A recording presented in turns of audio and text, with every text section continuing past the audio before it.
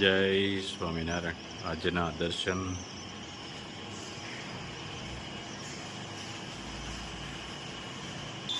જય ગજાનંદ ગણપતિ મહારાજ, જય Kashtabhanjan Dev. Good morning. જય સ્વામિનારાયણ, જય શ્રી રામ, જય શ્રી કૃષ્ણ, જય માતાજી. ઓમ નમઃ શિવાય. સત્યમેવ વિજેતા સિદ્ધેશ્વર મહાદેવની જય. જો મસ્ત ગીર ગાયનું ઘી તાજું આવી ગયું છે.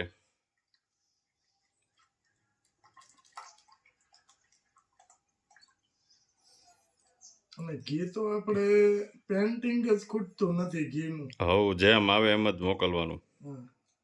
પેન્ટિંગમાં જ એક તરફ સખત ઓર્ડર પેન્ટિંગમાં રહી છે. તાજે તાજું જ મોકલવાનું. તાજે તાજું જ. આ 2 કિલોનો ઓર્ડર હતો, આજે 2 કિલો થયું એટલે 2 કિલો જવા દેવાનું. એનો વારો આવ્યો એટલે આપણે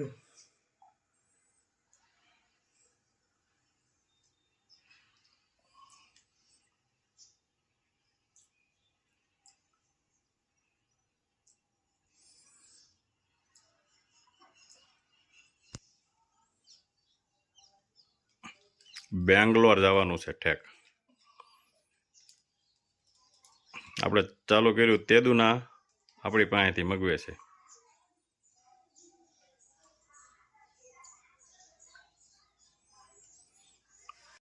બે કિલો ઘી.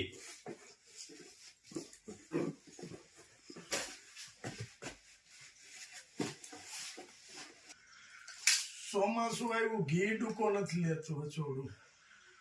કે હવે જેમ જેમ ઠંડુ હવામાન થાય એમ એમ ઘી વધતું જાય છે.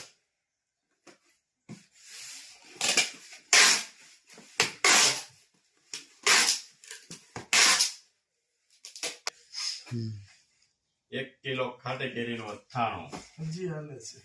અથાણા ચાલુ જો ભાઈ નહીં.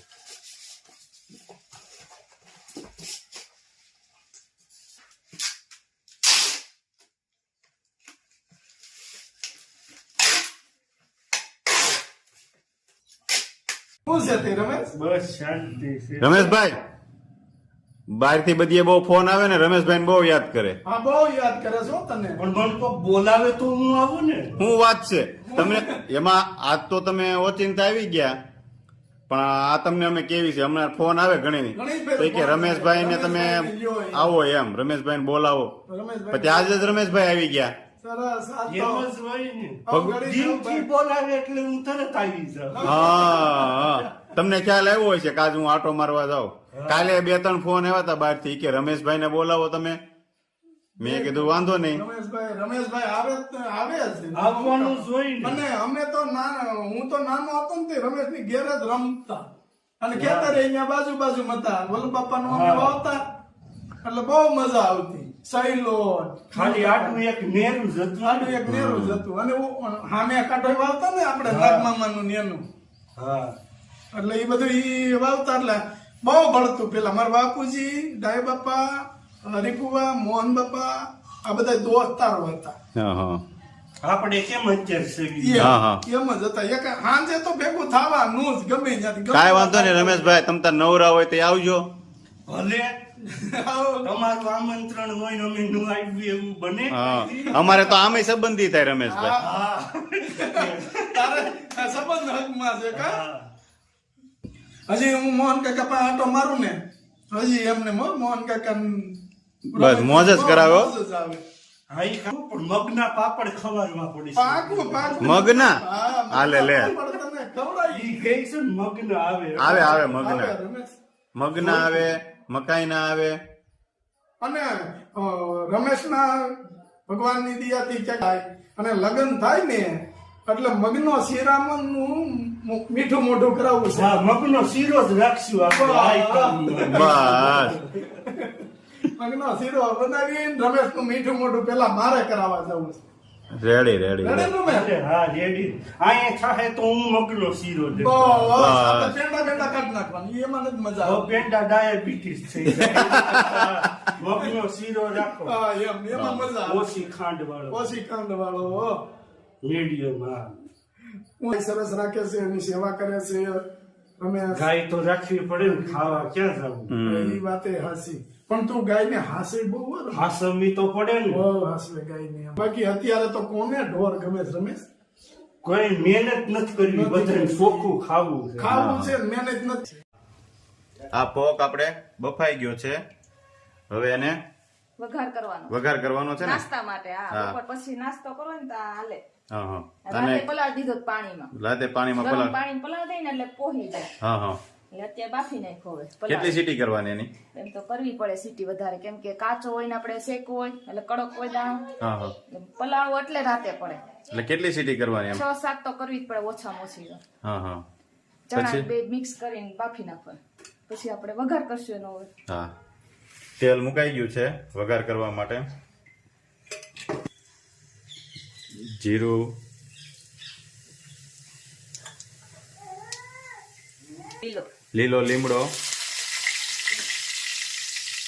હળદર, તેલમાં નાખી દેવાની એટલે કલર આવે થોડો હળદરનો. પેલો પોક નાખી દેવાનો, વઘારવાનો.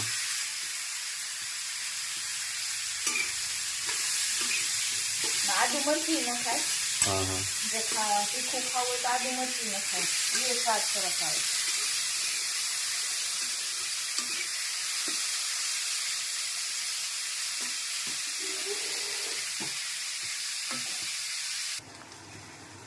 સ્વાદ અનુસાર મીઠું નાખી દેવાનું. તો થોડીક વાર અમે ચડવા દેવાનું. હા હા એ ખરખું ભળી જાય ને, તો પાણી હોય ઈ થોડુંક બળી જાય. થોડીક વાર ચડવા દઈએ ને. અને હવે જેટલું લાલ તીખું મરચું, ખાવું એટલું લાલ મરચું નાખવાનું આપણે. હા, આદુ મરચી નખાય, જેને ખાવી આદુ મરચું નખાય. આપણે જેટલું તીખું ખાવું એટલું કરવાનું. ધાણા જીરું નાખવાનું.